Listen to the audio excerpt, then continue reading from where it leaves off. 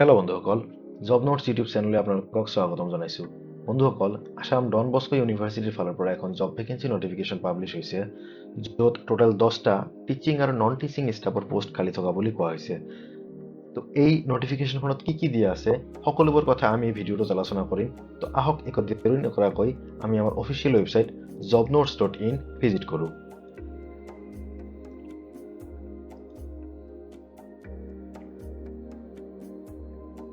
বন্ধুসকল, ভিডিঅ'টোত আগলৈকে আগবঢ়াৰ আগতে আপুনি যদি আমাৰ চেনেলটো এতিয়ালৈকে ছাবস্ক্ৰাইব কৰা নাই, কাইণ্ডলি আমাৰ চেনেলটোক ছাবস্ক্ৰাইব কৰি ল'ব। আমাৰ এই চেনেলটোত আমি জব ৰিলেটেড টপিকছত ভিডিঅ' ডেইলি পাব্লিছ কৰি থাকোঁ। বন্ধুসকল, প্ৰথমতে ইয়াতে দিয়া আছে 7টা পোষ্ট আছে প্ৰফেচৰ, এছ'চিয়েট প্ৰফেচৰ আৰু এছিষ্টেণ্ট প্ৰফেচৰৰ কাৰণে, আৰু 3টা পোষ্ট আছে লেবৰেটৰী এছিষ্টেণ্টৰ। এতিয়া যদি আমি অলপ ডিটেইলছত চাই লওঁ, ইয়াতে চাই ল'ব বন্ধুসকল, 2টা এডভাৰটাইজমেণ্ট নাম্বাৰ দিয়া আছে। প্ৰথমটো হ'ল প্ৰফেচৰ, এছিষ্টেণ্ট প্ৰফেচৰ আৰু এছ'চিয়েট প্ৰফেচৰৰ কাৰণে, আৰু দ্বিতীয়টো হ'ল লেবৰেটৰী এছিষ্টেণ্টৰ কাৰণে। ইয়াতে পোষ্টবোৰৰ নাম দিয়া আছে প্ৰফেচৰ, এছ'চিয়েট প্ৰফেচৰ আৰু এছিষ্টেণ্ট প্ৰফেচৰ আৰু laboratory assistant. Total vacant post আছে 10টা। মোড অফ এপ্লিকেশ্যন হ'ব অনলাইন, আপোনালোকে অনলাইন যোগে আবেদন কৰিব পাৰিব। আৰু অফিচিয়েল ৱেবছাইট ইয়াতে দিয়া আছে dbuniversity.ac.in।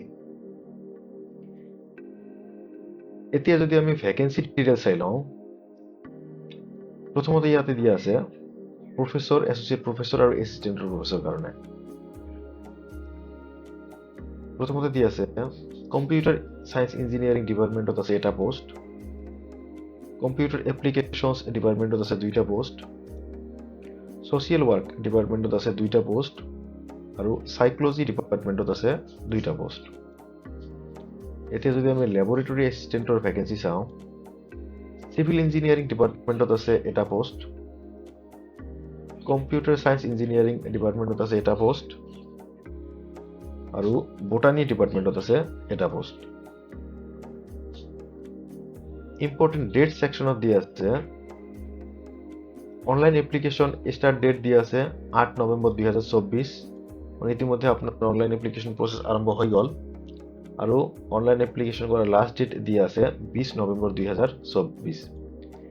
এতিয়া যদি আমি এলিজিবিলিটি ক্ৰাইটেৰিয়া চাওঁ, ইয়াতে প্ৰথমতে দিয়া আছে applicants should have excellent academic and research records, আৰু লগতে দিয়া আছে এলিজিবিলিটি ক্ৰাইটেৰিয়া নিৰ্ধাৰণ কৰা হ'ব as per UGC and AICTE norms. ইয়াতে আৰু কিছুমান কথা দিয়া আছে। ইয়াতে স্পেচিয়েলাইজেশ্যন লাগিব প্ৰফেচৰ, এছ'চিয়েট প্ৰফেচৰ আৰু এছিষ্টেণ্ট প্ৰফেচৰৰ কাৰণে। ইয়াতে প্ৰথমতে দিয়া আছে কম্পিউটাৰ চায়েন্স ইঞ্জিনিয়াৰিং ডিপাৰ্টমেণ্টৰ কাৰণে স্পেচিয়েলাইজেশ্যন লাগিব AIML, মানে আপোনাৰ আৰ্টিফিচিয়েল ইণ্টেলিজেঞ্চ আৰু মেচিন লাৰ্ণিং। কম্পিউটাৰ এপ্লিকেশ্যনছ ডিপাৰ্টমেণ্টৰ কাৰণে ইয়াতে একো স্পেচিয়েলাইজেশ্যন বিচৰা নাই। ছ'চিয়েল ৱৰ্ক ডিপাৰ্টমেণ্টৰ কাৰণে স্পেচিয়েলাইজেশ্যন বিচাৰিছে হিউমেন ৰিচ'ৰ্চ মেনেজমেণ্ট আৰু কমিউনিটি ডেভেলপমেণ্ট, আৰু চাইক'লজি ডিপাৰ্টমেণ্টৰ কাৰণে স্পেচিয়েলাইজেশ্যন বিচাৰিছে অৰ্গেনাইজেশ্যন চাইক'লজি আৰু কাউন্সিলিং।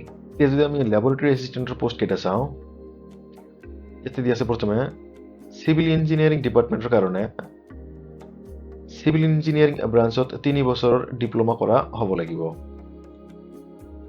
আৰু কম্পিউটাৰ চায়েন্স ইঞ্জিনিয়াৰিং ডিপাৰ্টমেণ্টৰ কাৰণে কম্পিউটাৰ চায়েন্স ইঞ্জিনিয়াৰিং ব্ৰাঞ্চত 3 বছৰৰ ডিপ্ল'মা কৰা হ'ব লাগিব, আৰু বটানী ডিপাৰ্টমেণ্টৰ কাৰণে BSc বটানী হ'ব লাগিব।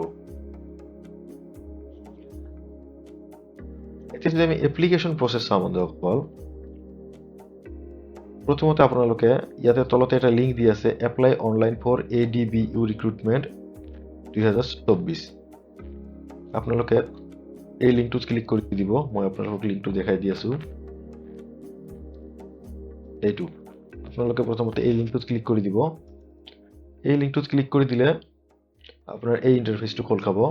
ইয়াতে আহি আপোনালোকৰ চিৰিয়েল নম্বৰ 1টো হৈছে লেবৰেটৰী এছিষ্টেণ্টৰ কাৰণে, আৰু চিৰিয়েল নম্বৰ 2 যোনটো আছে এইটো হৈছে প্ৰফেচৰ, এছ'চিয়েট প্ৰফেচৰ আৰু এছিষ্টেণ্ট প্ৰফেচৰৰ কাৰণে। ইয়াতে আহি আপোনালোকে যোনটো পোষ্টৰ কাৰণে এপ্লাই কৰিব তাতে এই এপ্লাই বাটন যোনটো দি আছে ইয়াতে এইটোত আপোনালোকে ক্লিক কৰি দিব। ইয়াতে ক্লিক কৰি দিলে আপোনাৰ ৰেজিষ্ট্ৰেশ্যন পেজটো খোল খাব। এইটো আপোনাৰ ৰেজিষ্ট্ৰেশ্যন পেজ। প্ৰথমে আপোনালোকে ৰেজিষ্ট্ৰেশ্যন প্ৰচেছটো কমপ্লিট কৰি ল'ব ইয়াতে আহি। তাৰপিছত আপোনাৰ ইমেইল ID আৰু পাছৱৰ্ড দি লগ ইন কৰি ল'ব। লগ ইন কৰাৰ পিছত আপোনাৰ নেচেচাৰী ডিটেইলছ যিখিনি বিচাৰে সেইখিনি ফিল আপ কৰি দিব। তাৰপিছত আপোনাৰ ডকুমেণ্টছ যিখিনি বিচাৰে সেইখিনি আপুনি আপলোড কৰি দিব আৰু ফাইনেল ছাবমিট কৰি দিব। তো এই নটিফিকেশ্যনখনত বন্ধুসকল এইখিনিয়ে দিয়া আছিল। আশা কৰোঁ ভিডিঅ'টো আপোনালোকক ভাল লাগিছে। যদি ভাল লাগিছে লাইক এটা কৰি দিব। আমাৰ চেনেলটোক যদি এতিয়ালৈকে ছাবস্ক্ৰাইব কৰা নাই কাইণ্ডলি আমাৰ চেনেলটোক ছাবস্ক্ৰাইব কৰি ল'ব। আৰু এই নটিফিকেশ্যনখনৰ লিংক এই ভিডিঅ'টোৰ ডিছক্ৰিপশ্যনত আপোনালোকে পাই যাব। আপোনালোকে তাতে গৈ অফিচিয়েল নটিফিকেশ্যনখন পঢ়ি চাব পাৰিব। ধন্যবাদ।